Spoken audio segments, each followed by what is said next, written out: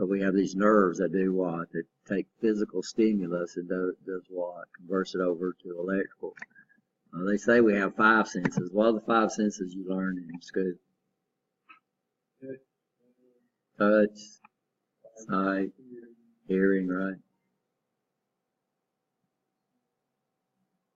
Smell. So that's the 5. But we have equilibrium. We have the ability to balance, right? You understand? So we got sensors that help us what? Stay balanced. We have sensors that sense temperature, right? You understand that? We can sense pressure. We can sense temperature. We can sense equilibrium. You know, keeping our balance. So there's a lot of other sensors that we have. So we got through. So we okay on the thermistors? Everybody okay? Thermistors. They basically tell you what they do. Then we have photoresistors. Everybody okay there? Commercially known as photocells. Then we talked about the Wheatstone Bridge. Everybody okay there? Talked about photovoltaic cells. Most people call these solar. These are commercially called solar cells. Hall effect. Talked about the 2 types. What's the 2 types of Hall effect?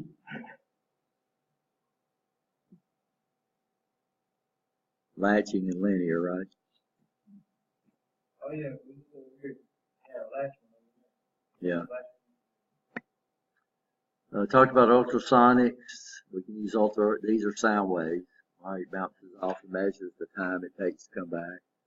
So we can sense things. We can get direction, movement, speed. Talk about piezo-resistive. Piezo is the pressure. Piezo-resistive means these devices vary their resistance with pressure. Then we got into our photoelectric. Looked at LEDs. Light emitting diodes, right? Then we talked about all the different colors we can get out of light emitting diodes. Looked at the symbol. Then we looked at different ways we use LEDs, different displays. Figured out how to calculate series resistors. Talked about common anode, common cathode, type of displays. Then we looked at, talked about some terminology we use for displays. This, I believe this is where we left off. So this is basically what you do. I call it Millicrons or whatever it's called, are actually still made up of 4 colors. What are the 4 colors? Yeah, but we don't actually do black. We just turn everything off. So we mount these things on a black background. So that's the way these guys are working, right? Photodiodes. We looked at photodiodes. These guys vary their leakage current. Reverse bias these things, right? They vary their leakage current when the junction exposed to light. Then we got into our photoelectric sensors. Through the beam, everybody okay there? Then we talked about retroreflective, or did we talk about retroreflective? This is where we left off. So through the beam, this is the photoelectric sensor that has the ability to have the longest range. So these guys, we say they're true if an object is not present. And when we break the beam, then its output goes false. Does that make sense? Okay. So right now, if we went over there without anything to them, we'd be getting 24 volts off these sensors. And if we break the beam, it would drop to 0. Okay. But these have the ability to get the longest distance. The problem we have with reflective light, especially when we're trying to reflect straight back. So if I had a mirror and I had a flashlight and I wanted to see the light flash back straight at my flashlight, then I would have to line that flashlight up perfectly, right? Understand? The problem we have in industry that it would be hard to get those things perfectly aligned. So what they use is they use what they call a retroreflector. A retroreflector is just hundreds of little reflected pyramids. If I was to look at it from the top, they would look like this. And then we just come over here and we coat the surface with all of these. So this is a retroreflector. Now what a retroreflector has the tendency to do is reflect back to the source as long as you're within a viewable angle. So that means if we're misaligned, it will still do what? It'll reflect back to the source. And so we use retroreflectors on like stop signs. So you can see them do what over here? You can see them glow even though you're not what? You're off to the side. People wear these retroreflectors on their suits so you can see them on the side of the road, right, at night. Those are retroreflectors. We got a retroreflector on the moon. So they can actually shoot a laser beam up there, and it comes, even though the Earth is constantly doing what? Rotating, it'll reflect back to the source as long as you're within that viewable angle. So what we do is this guy works like a through the beam, but we don't have the transmitter and receiver across the thing, right? We got one transmitter and one receiver. They're in the same unit. We shoot the beam across. If it hits the retroreflector, it does what? It bounces back. And if an object moves into that, it blocks it. So it works on the same principle where if we don't have an object between the transmitter and receiver, or the transceiver, which is a short for transmitter receiver, right? Does that make sense?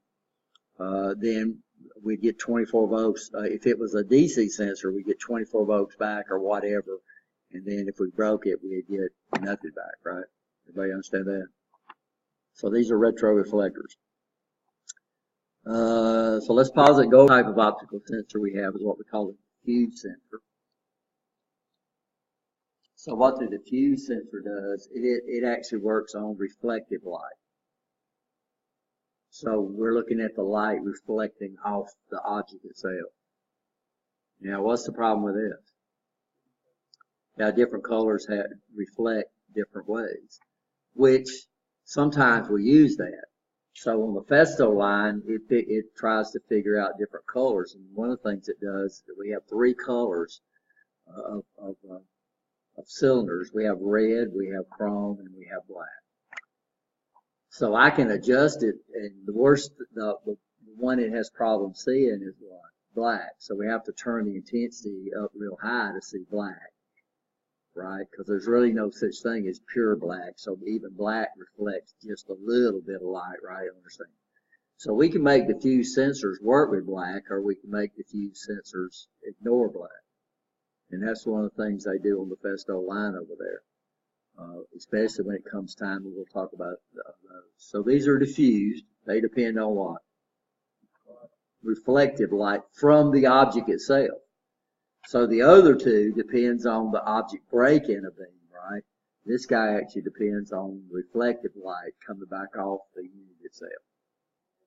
So diffused, everybody okay? I didn't bring in these over here. These are optical interrupters. So basically this is a through the beam. It's a through the beam, but it's built into a unit. Everybody see how this works? So here we have a light emitting diode, right? Here we have a photo transistor, which we haven't talked about. Now the difference between a photo diode and a photo transistor is we can get a current gain out of it. That makes sense? And when we get into transistors, we'll understand how that works. But basically, it's just like it's a valve. Y'all understand how water valves work? How does water valve work? Well, yeah, but my outside lawn is not on off. It's what? So if I go out here to this water fountain, that would be on off, right? You understand that? But there's no way in the world you could control the flow of that water with your hands. So we get a mechanical advantage on different devices where we can turn the water on or turn the water off, or we can turn it between wide on and off completely, right? This is what we can do with transistors. So transistors are current valves.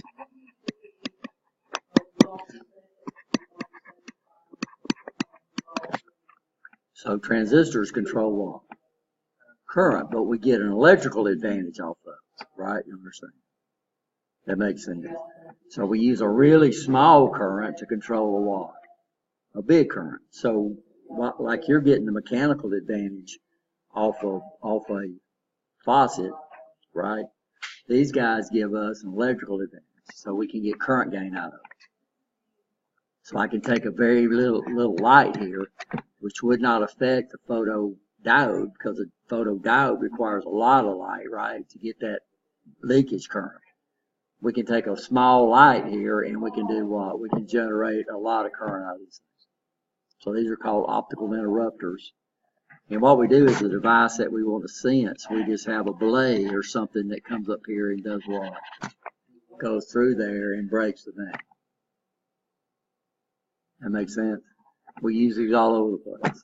If you open up your printer, you probably got an optical interrupter in there to sense when the read-write heads are all the way on the left. You probably got an optical sensor in there that indicates there's paper there, right? You understand? So let's go. I think we've only got that everything's fixed, right? You understand? This is not actually a sensor, but a lot of people's interested in this. Most of our displays now are what we call liquid crystal displays, LCDs. And basically what we do is liquid crystal is a really, really neat fluid. I used to know what it was. So what happens is that what they do is they polarize the light. So you notice the light. So liquid crystals have to be backlit. So they don't produce light, they control light. LEDs produce light, right? You understand? Liquid crystals don't produce light, they control light. So what we do is we have two polarizing lenses. So this one is polarized horizontal, this one is polarized what we would see vertical. So what happens is if we put AC across these plates, what the liquid crystal does, it aligns in a straight line. Now what does that mean? Well, that means if we polarize horizontal and we're in a straight line, then it's blocked up here. So it doesn't allow it to do what? To pass. We take the AC off, then what the liquid crystal will do will automatically shift into a helix, which means a what? A curve. And what this does is now it takes the light and does what? Actually reorients it so it passes out the top polarized lens. So we either open the window or we close the window. And then what we do is we put a color lens up here, either what? Red, green, or blue. Right? And that's what it is. And then we arrange those in groups of threes. We call them a triad, right? You understand?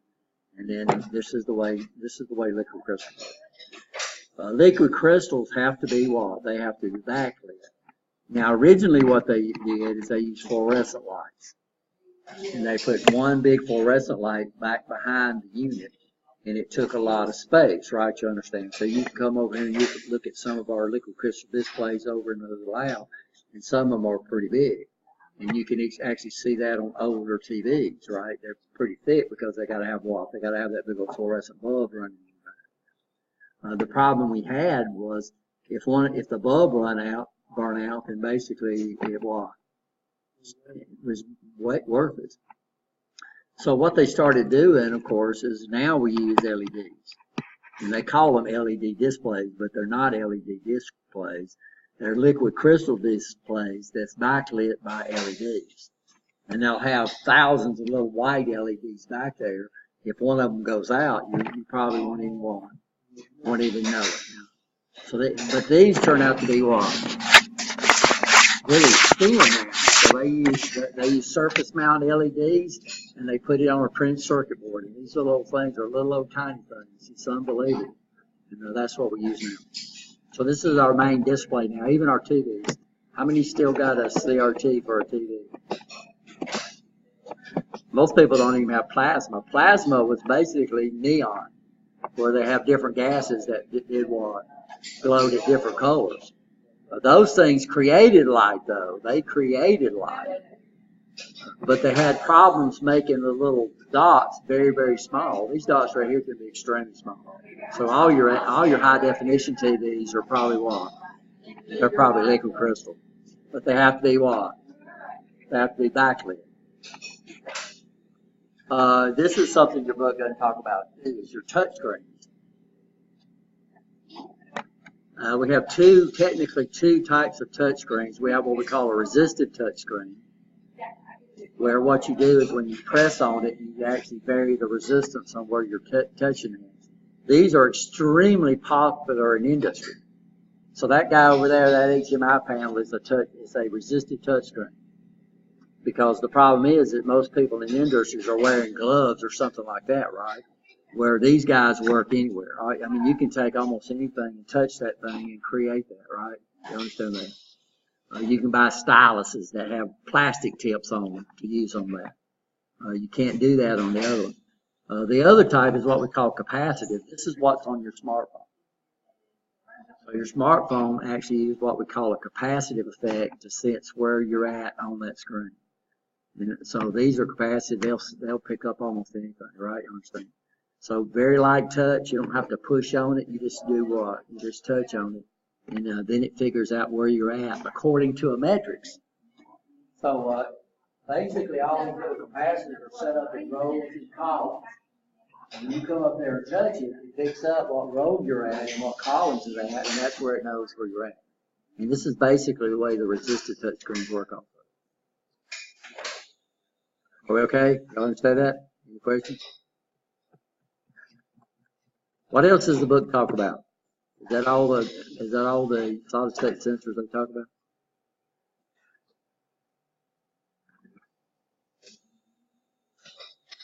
I don't think they talk about touch screens, but you're going to run these. These are what we call our, in industry we call them HMI panels, which is human machine interface, what they are.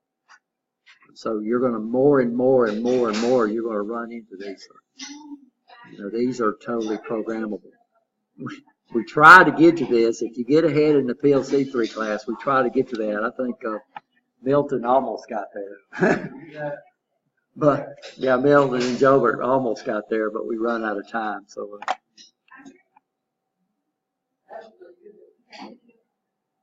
well, we're going to add a little bit to this. We're going to add some other solid state sensors that we need to look at.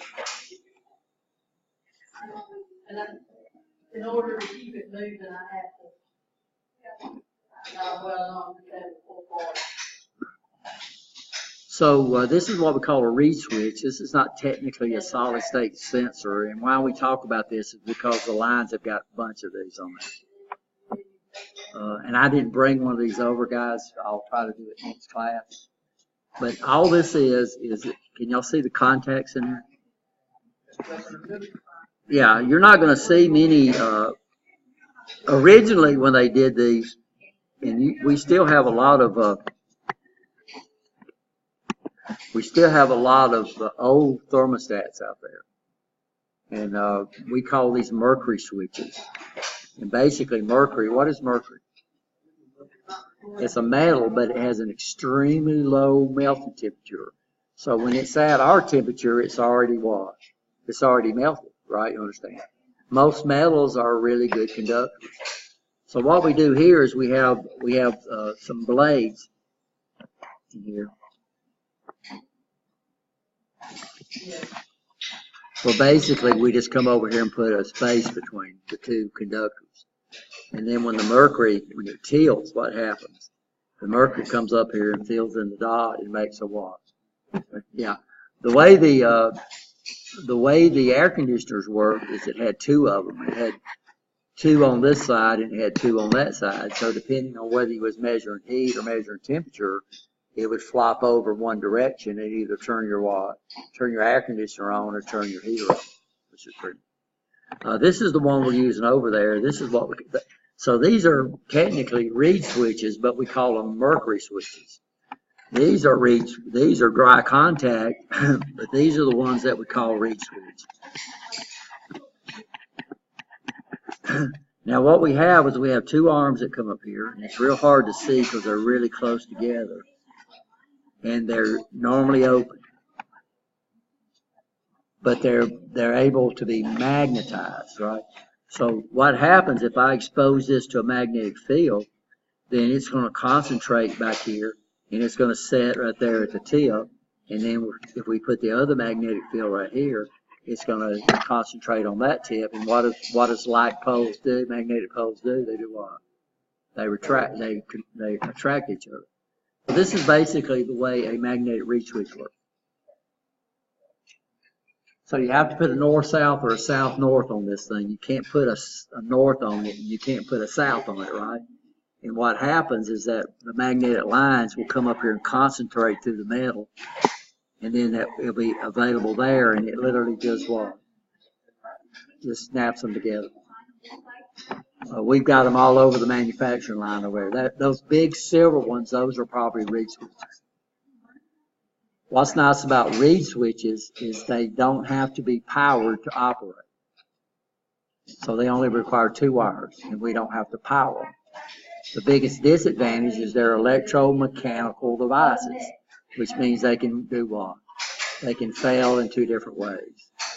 Another thing is they're slower than other types, so we don't use these in extremely high-speed situations where they got to do a lot of makes and breaks. Are we okay there? So we got tons of magnetic reed switches over there. We'll show you how to identify that. I like this picture, so this explains the way the pneumatic cylinder works. Most of your pneumatic cylinders are not. You have to buy them this way, is they literally have a magnet on the piston. So if they've got a magnet on the piston, then what can we do?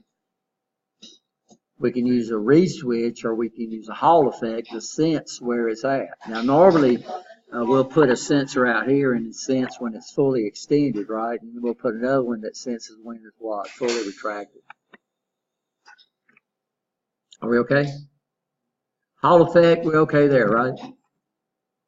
This is some of the cons. So a solid state, no moving part, operates extremely fast, right? You understand that. The disadvantage is what?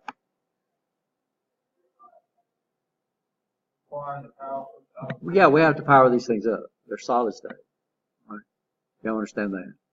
And then of course it's going to drive. There's no semiconductor switch that will totally not drop a voltage. So even our diodes, when they're forward bias, they drop about 0.7 of a volt, right? You understand? If it was a switch, it would drop 0 volts, right? You understand that? Hall effect, we looked at that. We looked at that. Photoelectric sensors, we looked at that. Everybody okay there? This is the same slide point. This is where we vary. This is what we call capacitive. We have 2 methods of mounting these things. We have what we call shielded and unshielded. Can y'all see the difference? No, look. So this is the sensing head right here. This is unshielded. This one, the sensing head, is totally encapsulated with metal. Yeah, we're going to see these all over the place. So we either got shielded or unshielded. The unshielded are less sensitive, right? You understand? Because the field that it generates spreads out. So it would be able to sense things over a wider space, but if we're looking for when it's at a spot, then we'll probably use shielded, right? Because it's more precise, right? Everybody understand that? So notice this one. So here, the mounting screws end right here, and the sensor actually extends out past that, right? Okay, so it'd be less selective. This one, the actual shield or the metal that holds these fields in, they actually sense all the way up to the sensing element. So they would be more selective, right? You understand? Does that make sense? So that shield is kind of like something compatible, kind of like. No, the shield, these guys both work on electromagnetic fields. And we know electromagnetic fields, we can block them with something we call a shield, right? You understand? So we keep them from spreading out. So this metal acts like a shield, and it doesn't let the electrical field be generated by the sensor to go past where. So this guy's going to go straight out. This guy right here is going to do what? It's going to bloom out, right? You understand? So this would select a device over a wider range, but it would be less selective, right? Understand that? This one, the shielded, would select it when it's at, would detect it when it's at a certain spot. And we'll see both of these over there. So capacitive sensors. Now you don't need to know this formula, you'll learn it in AC, but capacitors have an opposition. So, and the opposition is measured in ohms. Now R is R. It would have, if you got a 100 ohm resistor, it would have 100 ohms in AC and it would have 100 ohms in DC, right? Capacitors vary their resistance or opposition with frequency. Does that make sense? So this is the way we specify the sides. This is called capacitance, and it's given in units called farads. So as capacitance goes up, opposition goes down, right? Does that make sense? At a certain frequency. Now, what determines the capacitance is the size of the plate. So a capacitor is nothing but two conductors that come in close contact with each other. And I can make a capacitor up here.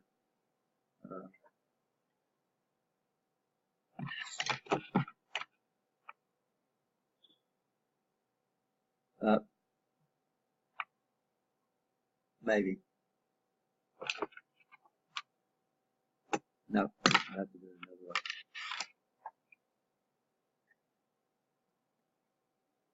Or maybe I can just like that's it.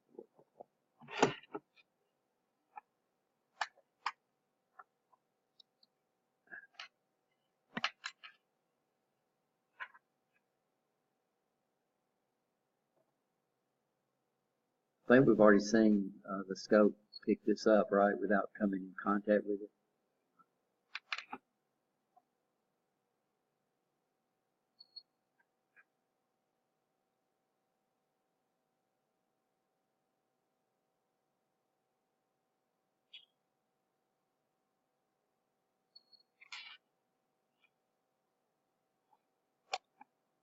I hook my camera up.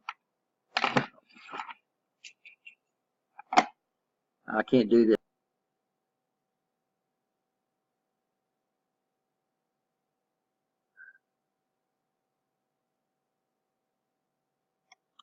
So what determines the amount of capacitance, sorry guys, is the size of the plate, the material of the plate, this separating the plate, and then what we use. So what we do with capacitive sensors is we basically change this guy right here. So to have a capacitor, we got to have two conductors, and we call these things plates.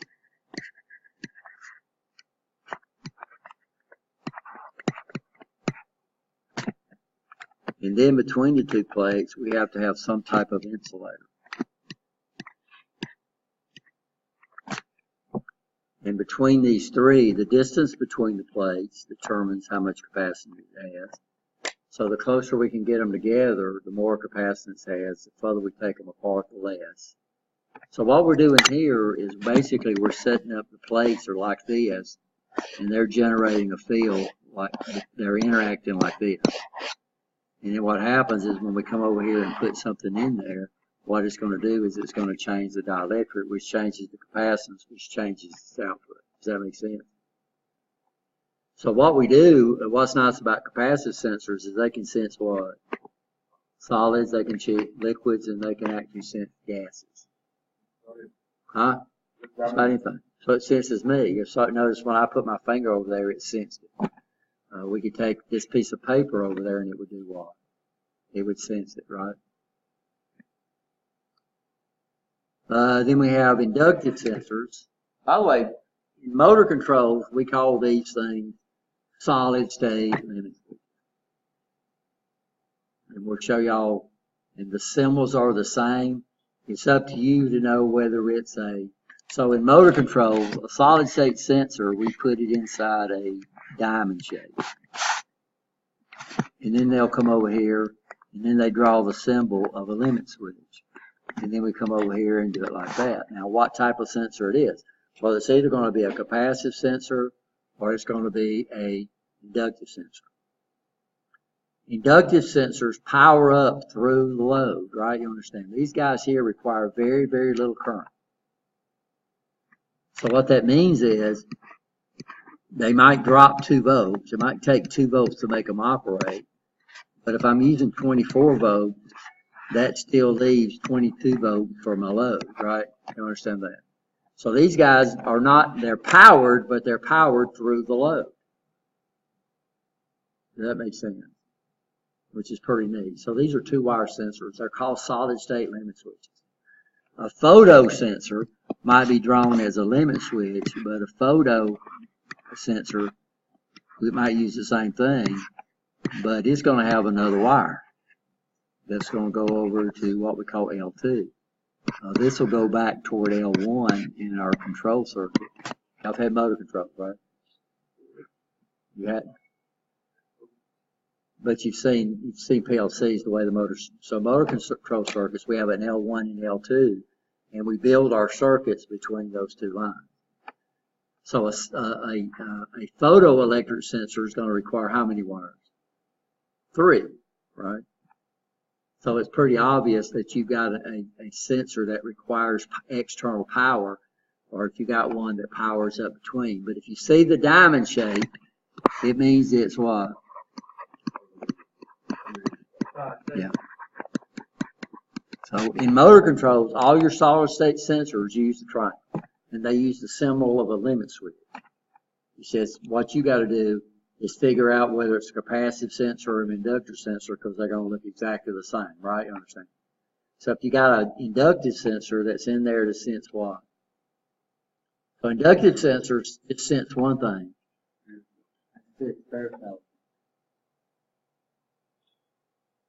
So what we do is we change what we call the core of what is wrapped around. And its opposition varies with frequency also. So we put AC on these things. So they have to have AC. So that means if I've got a solid state sensor, then we're going to have the sensing element, and then we're going to have an electronic circuit that's an oscillator. What do you think an oscillator does? Yeah, but it changes DC to what? AC. Yeah. And then we have the sense circuit, and then we have a rectifier circuit that turns it back to DC so we can generate DC, right? So both your capacitive sensors and your inductive sensors have to have AC for the sensing element. But we never see that. We don't even have to know that, right? All we know is that capacitive sensors sense what? Solids, liquids, or gases. Inductive sensors do what? Sense metals. So if I got an inductive sensor that's not sensing metals, then we replace the sensor now, right? You understand that? So we don't really need to know how they operate. We just need to know what they do. And you'll learn more about inductors and capacitors when you take AC. So let's go over here. Ultrasonics, we already talked about. You okay with ultrasonic? Pressure. Why I put this slide back in there is this shows you several. A lot of our sensors have a sensing element, and then we use another sensor to actually sense what that sensing element is doing. Right? Understand? So there are some of our pressures. These go later, but already this one up here is some type of diaphragm that moves. Right?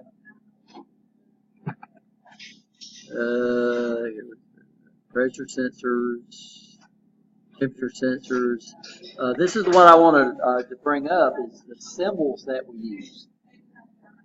So over here in most of our motor control circuits, this is the generic symbol for a solid state sensor. So it's up to us to determine what solid state sensor it is. All that I know is if it comes over here and does this guy, if it brings another output and it goes back toward if it goes back toward L2, I know it's got to be powered up. But what type of sensor could this be? It could be any photoelectric sensor, right? You understand that? It could be a pressure sensor. It could be just about anything.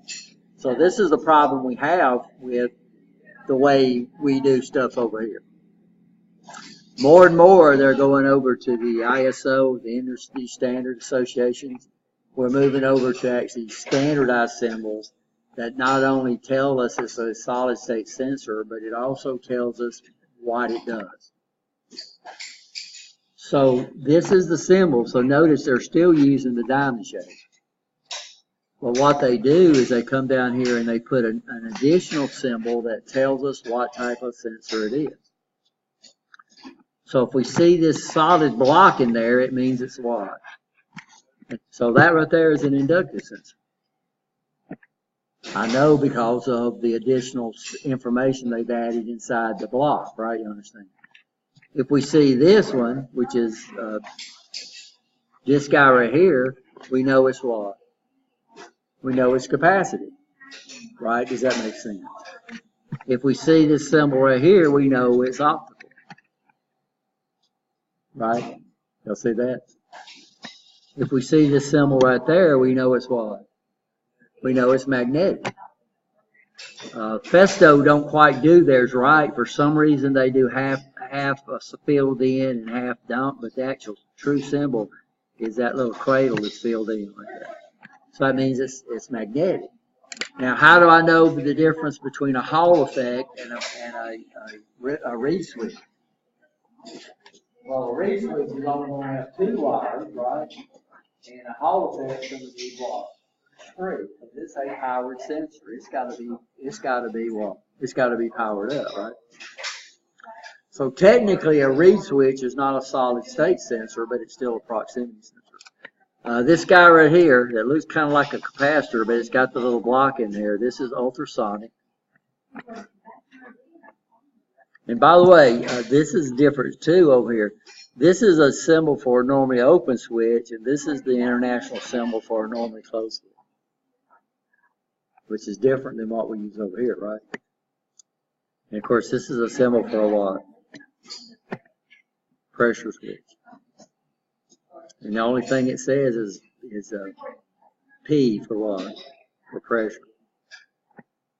So this is what y'all gonna have to learn. You're gonna have to learn these symbols. So I'll put them up there for you. In fact, I'll actually print them out. This is what we're gonna run to in a lot of prints over here in the US that has not migrated to the ISO symbol. And now it's up to you to decide what, figure out what it is. What application is it running in? And that's a good indication. If not, then you deal with part numbers. You get the part numbers and you look the part number up, right, and figure out what it is. So you can see the big advantage over the ISO symbols and then the symbols that we run into in motor controls. Like I said, I'll run this off for y'all and give it to you. Okay? So all I know on these symbols is what? It's either normally closed or normally open. Here they show you what you get. So notice here, this is the symbol on the bottom, so this is the symbol for what? Normally open. In fact, all of them I got that. Are we okay?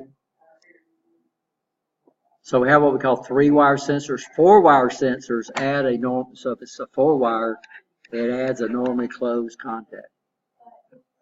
And they have basically a standard color code. Notice pin 1 always parks up. What do you think goes here? These are all AC. That would be plus. This is what color did we say? Brown, right? Okay. Pin 3 always goes to negative. And the standard color code there is blue. And this is what gets people in trouble. Is normally when we see black, we think of it as minus, right?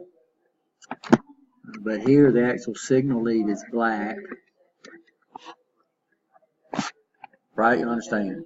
And black means it's normally open. And this is what I said. What was I looking for a while ago, which I didn't say? White. Yeah. So a white is a normally closed.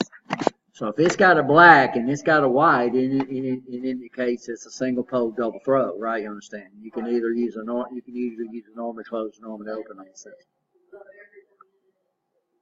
Okay. Any questions? Any answers? Anything y'all want to go back over?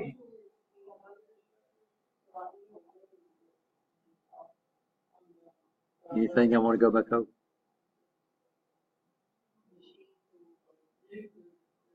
Yeah, no, I'm sure. What's that?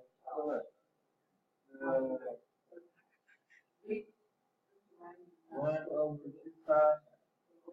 This is not a formula that you need to know in this class.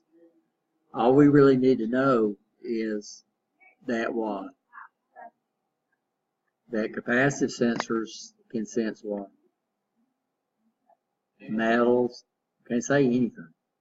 Metals, solids, and liquids, right?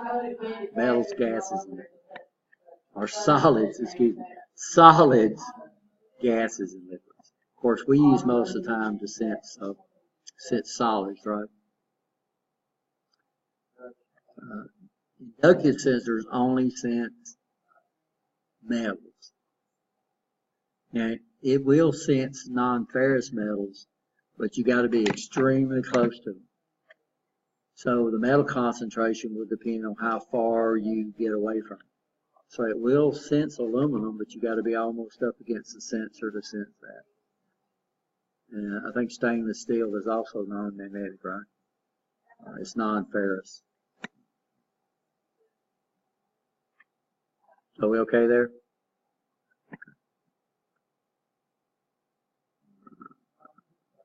And of course, these guys, you're going to run into these guys all over the place.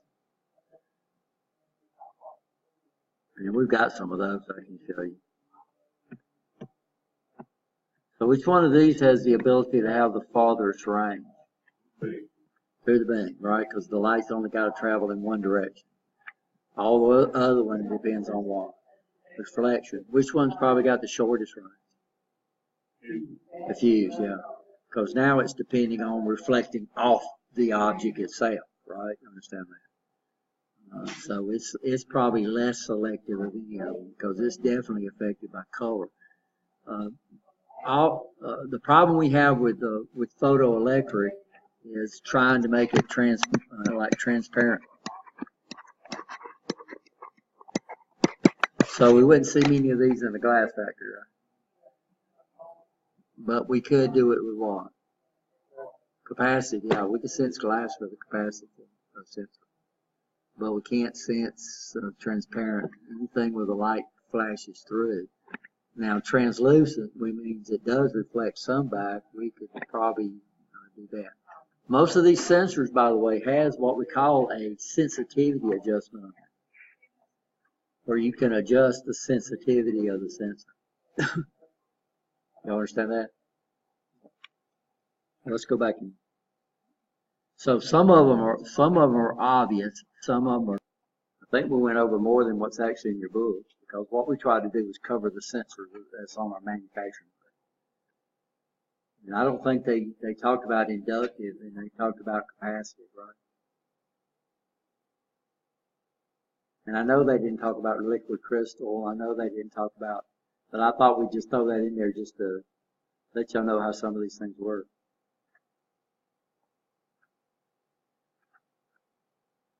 So these HMI panels, we don't have that one programmed, but this was the one on the Festo line is programmed to run that station. And you got to push on it, right? Because it's resistive. But what it does, it allows people with gloves to actually operate it. You know how to program it? Yes.